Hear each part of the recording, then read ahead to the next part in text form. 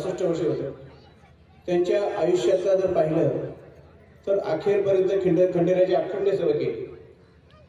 कुलस्वामी खंडेरायाच्या पिंपरी पेंढारच्या जेजुरी या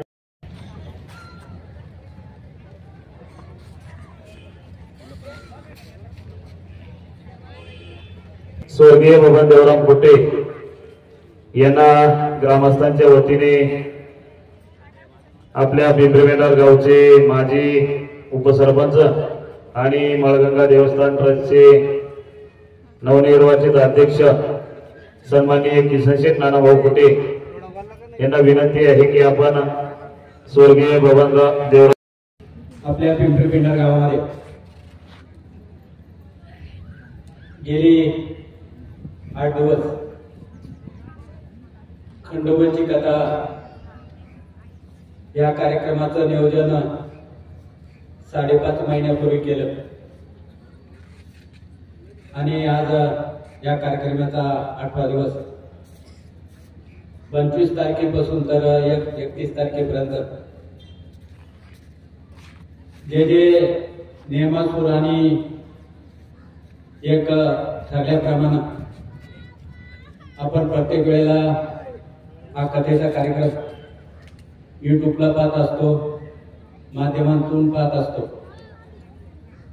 परंतु आपल्या सर्वांचं श्रद्धास्थान डॉक्टर गजानन महाराज काळे यांच्या कल्पनेतून त्यांनी स्वतः त्याच्यामध्ये पुढाकार घेऊन एक हुबेहूब अशी देखावे या ठिकाणी आपल्या समोर सादर केले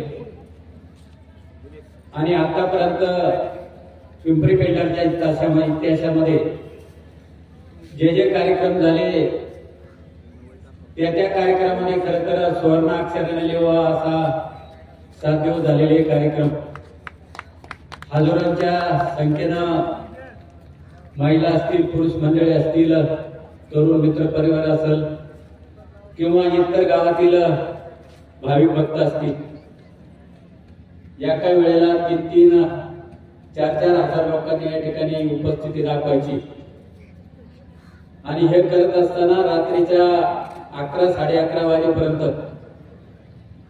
ज्या मंडळीनं सांगेल शेवट का खऱ्या अर्थानं आमचे बाबा दादा गेले, इतक्या दूर गेले, परत कधी दिसणार नाही, परत कधी भेटणार नाही आणि परत तुम्हाला माझ्या डोळ्यासमोर ते कधी खऱ्या अर्थानं येणार नाही। म्हणून शेवटची आदरांजली खऱ्या अर्थानं मी या बबन दादांसाठी या ठिकाणी बाबा हो अर्पण करते।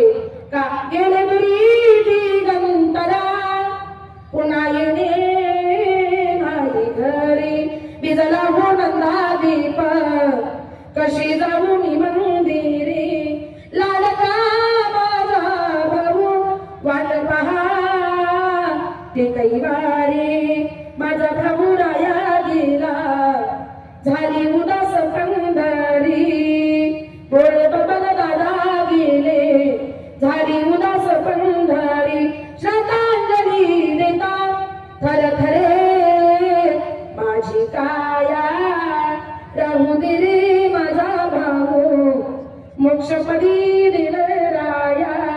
माझ्या या बबन दादांना पांडुरंगानं आणि खंडोबारायानं चांगल्या मोठ्या मोक्षपदाला या ठिकाणी जागा द्यावी एवढीच खंडोबारायांच्या चरणी या ठिकाणी प्रार्थना करते आणि माझे श्रद्धांजलीचे 2 शब्द या ठिकाणी संपवते। राम कृष्ण हरी। आज या ठिकाणी अतिशय सुंदर अशा भक्तिमय वातावरणात गेली 8 दिवस आपण कुलस्वामी खंडेरायाची कथा ज्यांच्या मुखातून ऐकली ते हरिभक्त परायण डॉक्टर गजानन महाराज काळे, व्यासपीठावर उपस्थित असणारे हरिभक्त परायण दुरापे महाराज, हरिभक्त परायण आदिताताई जाधव, उपस्थित सन्माननीय व्यासपीठ समोर बसलेले सर्व ग्रामस्थ महिला बंधू आणि भगिनी। खरं तर गेली 8 दिवस आपण या कथेचं चांगल्या प्रकारे श्रवण केलं। आज पाहिलं तर माझ्या महिला भगिनींची फार मोठ्या संख्येने उपस्थिती या कथेला, ज्यांनी या कथेचं चांगलं आयोजन नियोजन केलं त्यांनाही मी मनापासून धन्यवाद देते। खरं तर कथा, कीर्तन, प्रवचन हे भारतीय संस्कृतीचं एक वैभव आहे। खरं तर या धकाधकीच्या जीवनात माणसाच्या अवगुणावर मात करणारी दैवी शक्ती या परमार्थामध्ये आहे आज आपल्या गावात शिवकथा झाली, त्याच्यानंतर ही कुलस्वामी खंडेरायाची कथा झाली. मला बाहेरच्या गावांमध्ये जाताना खरं तर अभिमान वाटतो. मला बाहेर म्हणतात, ताई तुमच्या गावात खरोखरच खूप चांगल्या प्रकारे कामं होतात, गावात कार्यक्रमही सारखे चांगल्या प्रकारे कार्यक्रमाचं आयोजन नियोजन चांगल्या प्रकारे होतं. मी ग्रामस्थांना धन्यवाद देते. असेच आपल्या गावात चांगले इथून पुढे कार्यक्रम होत चांगल्या प्रकारे आयोजन नियोजन यापुढेही करू. आपल्या गावाचं नाव अजून उंचीवर नेवं हीच मी आपल्या ग्रामस्थातून अपेक्षा व्यक्त करतो. खरं तर आज या कथेच्या निमित्ताने कैलासवासी बबनदादा असतील यांनी खंडोबाचे निश्चिम भक्त सकाळीच लवकर पहाटे उठणार, खंडोबाच्या मंदिरात जाऊन साफसफाई करणार, पूजा करणार. काठी पालखीमध्ये त्यांचा फार मोठा सहभाग असायचा.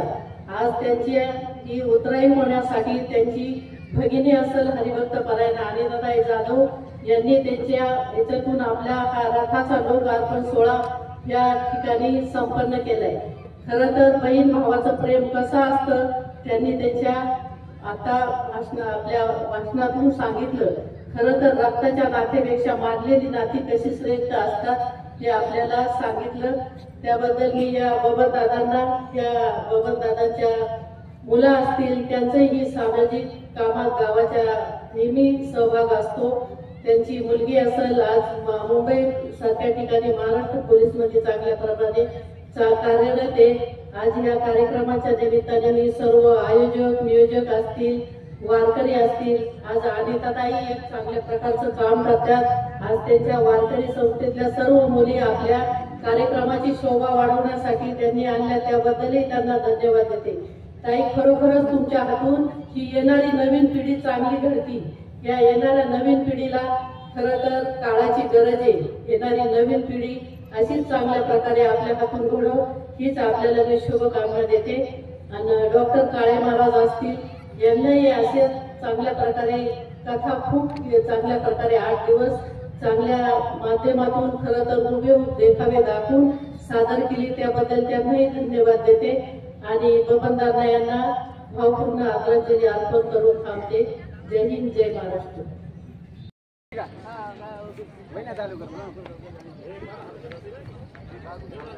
आपले जे तरुण सहकार्याच्या सर्वांनी अन्नपदार्थाच्या भाज्या पंक्तीमध्ये आणून ठेवायचे.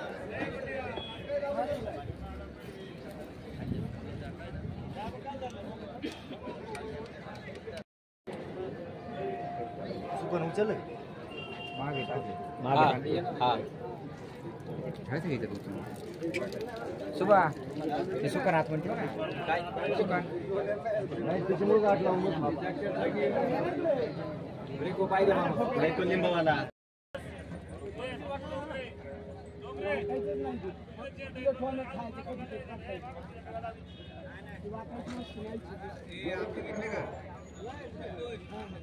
बोटे आणि विमलेश गांधी किंवा गावातील आमच्यासारख्या सगळ्या तरुणांना कोणाकाही सांगितलं तरी चालेल. या अन्नदात्यांचं पुन्हा पुन्हा समस्त ग्रामस्थांच्या वतीनं मनपूर्वक धन्यवाद. आणि या ठिकाणी हा लोकार्पण सोहळा या ठिकाणी पार पडतोय. आपल्या गावच्या सर्व वेटेकर सर असेल, किसन नानाभाऊ कुटे असेल, प्रथम नागरिक सुरेखताई वेटेकर असेल, सौभाग्यवती हरिभक्त परायण अनिताताई जाधव, मांडवे खुर्द, तुकाराम महाराज दुरापी आणि ज्यांनी 8 दिवस या ठिकाणी कथाच्या मुखावरतातून श्रवण केली. आपण सर्वांनी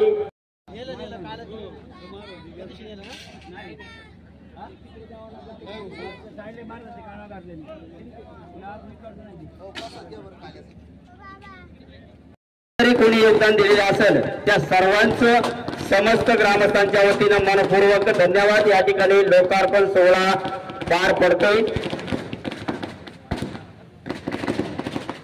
हा कार्यक्रम संपन्न झाल्यानंतर आपण महिलांना प्राधान्य देऊया. महादेव नाना गोलक पसाई जाण्यासाठी स्टेजवर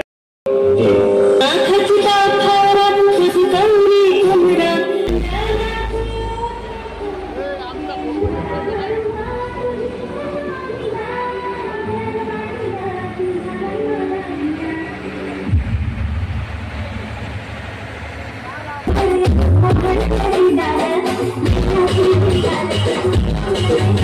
Thank